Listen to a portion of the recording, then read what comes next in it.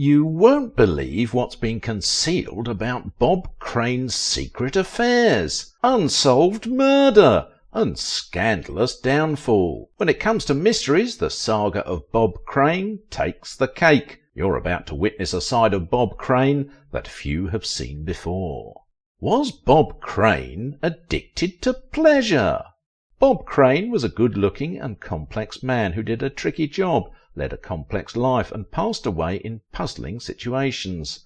He is your favourite star of Hogan's Heroes, the 1960s sitcom about World War II POWs.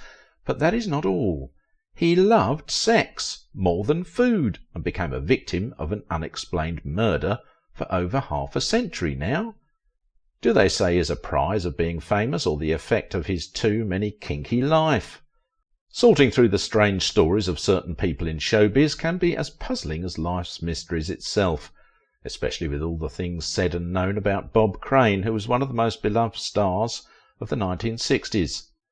I'm not sure if you're familiar with the late Bob Crane or the fascinating TV show that made him famous, but one thing is for sure about this innocent star: his life outside of the TV was even more complicated than the problems he solved on screen. Sadly, Bob Crane is no longer here to clear up the questions about his personal life, even though he was a big star.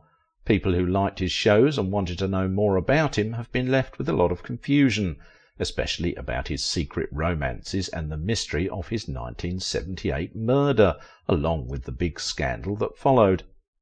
When Bob Crane was acting in the funny CBS show about World War II, people saw him as a silly, fun and good actor.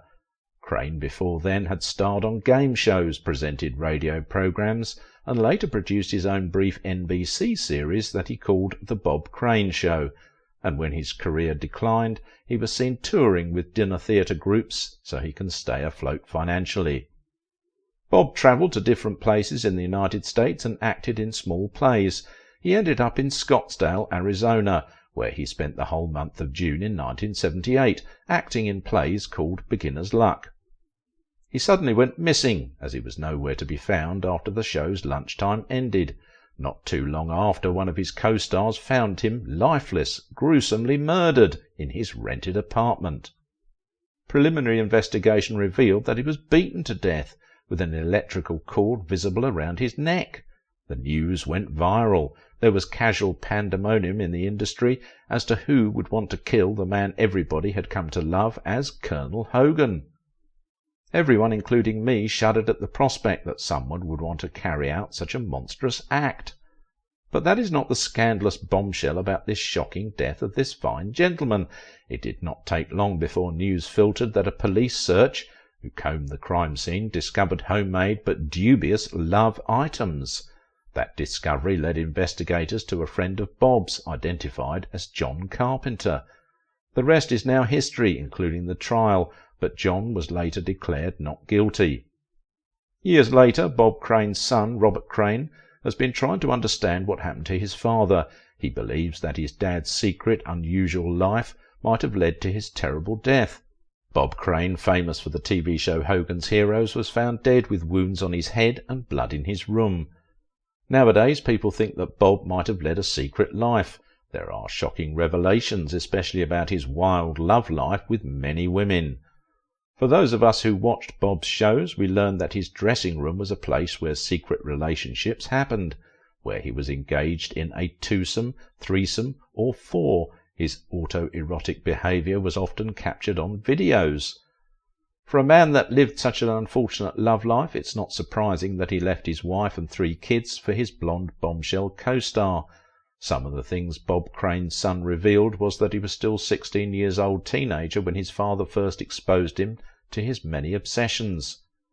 Crane had talked to his son about ending a special friendship, even though some investigators thought he might have liked both boys and girls. People now think that the man who was arrested, put on trial and found not guilty by the police could have been Bob Crane's boyfriend. This is because he reacted to the news like someone who was in a relationship with Crane but got rejected. And talking about the TV show that made him famous, Bob Crane played a beloved character named Colonel Hogan. He was a handsome and friendly guy in the show, which was about a group of people in World War II prisoner camp.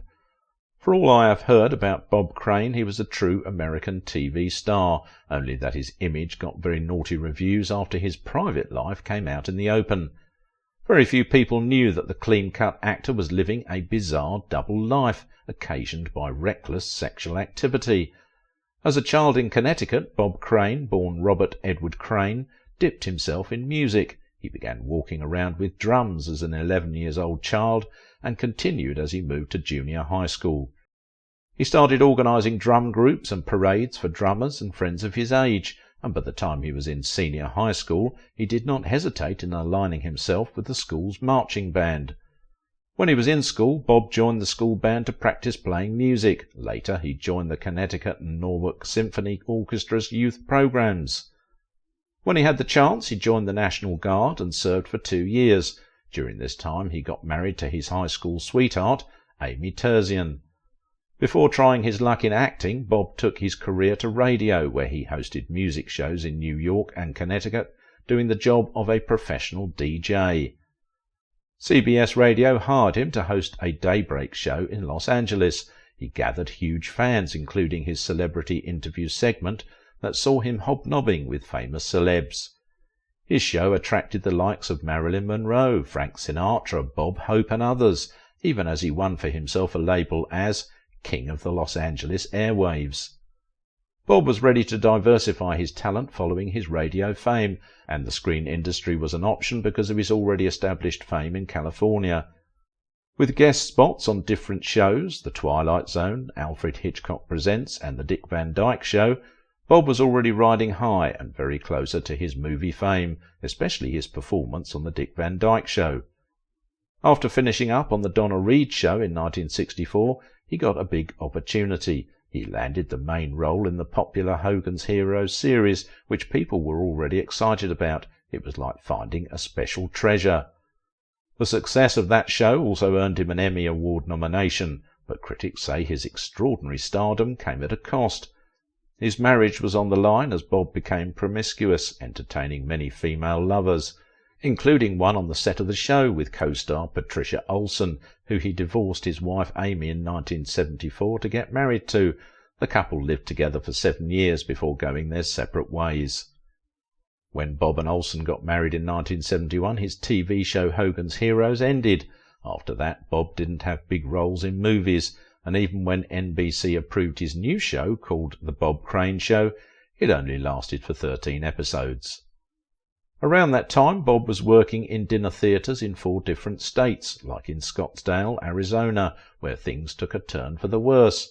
From the moment his death was reported, it turns out this very ambitious talent was not nearly as righteous as the Bob Crane everyone knew. People began to wonder if he was pretending to be someone he wasn't, like a wolf hiding among sheep, especially after the police revealed those explicit details. Those extremely private videos put a question mark on his character. People thought what Bob Crane and his friend John Carpenter did with women was wrong and inappropriate, but Bob's son Robert didn't agree, although he didn't like what might have happened either. Bob Crane used his fame to seduce women, which also included periods of excessive intoxication with alcohol. Bob's son countered this too. But many fans have continued to ask who and what did Bob do that angered whoever cracked life out of him with a heavy object smashed on his head. Although Bob Crane's death was officially pronounced a murder by the appropriate authority, there were no signs of breaking and entering into his apartment or a sign of theft. Another big mystery was the murder weapon, which was never discovered, but investigators assumed that a camera tripod may have been used. A few things that initially implicated John Carpenter was when the authorities discovered he visited Bob Crane 4 days before the incident, and on tracking his rental car the police found blood smears that matched Crane's blood type. DNA analysis was not obtainable in 1978, so the case almost ended until 1990, when Scottsdale detectives re-examined the evidence. Though DNA analysis was unfounded, a photo of intelligence material inside Carpenter's rental car led to his arrest.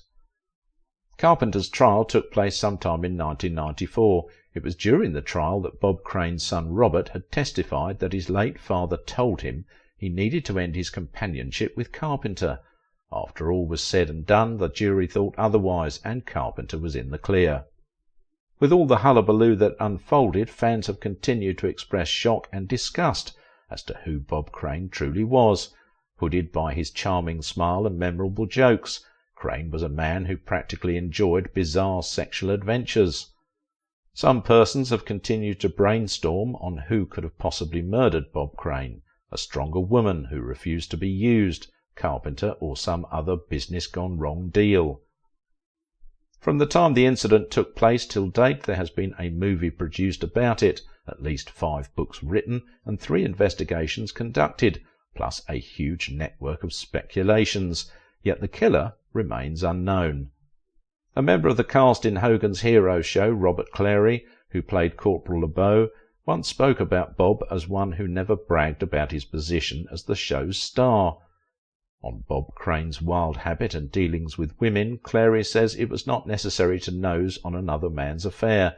"Who cares? That's his problem," he said, adding, "All we thought was, your life is your life, as long as you're doing your job properly." Bob Crane's sexual behaviour may have impacted his female castmates, because after a fling with co-star Cynthia Lynn, better known in the show as Clink's buxom office assistant Helga in Season 1, he switched over to her replacement, Patricia Olsen, popularly known as Sigrid Valdis, who played a similar role as Hilda the following year before she became his wife, and the couple had 2 kids, Scott and Anne-Marie. But it seems Olsen hated his association with Carpenter and how the fellow influenced her husband. If what Bob Crane's son said is anything to go by, Bob was just a man who was fascinated by women, that he overstepped his boundary into dangerous territory.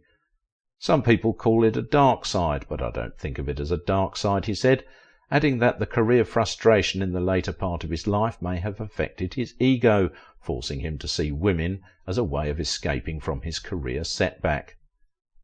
Going to a nightclub, meeting and taking a woman home to sleep with her became his routine. The act would be as normal as anything else as long as the women consented and there were no hidden cameras anywhere in his room, but critics do not think it was the case.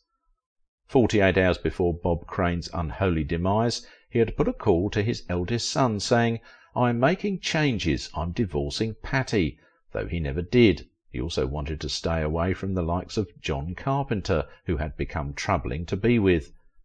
Was there a feud between Carpenter and Bob? Certain reports, as corroborated by Bob's son Robert, claimed that an eyewitness at a club in Scottsdale that night said the duo argued, only for him to be found dead a few hours later.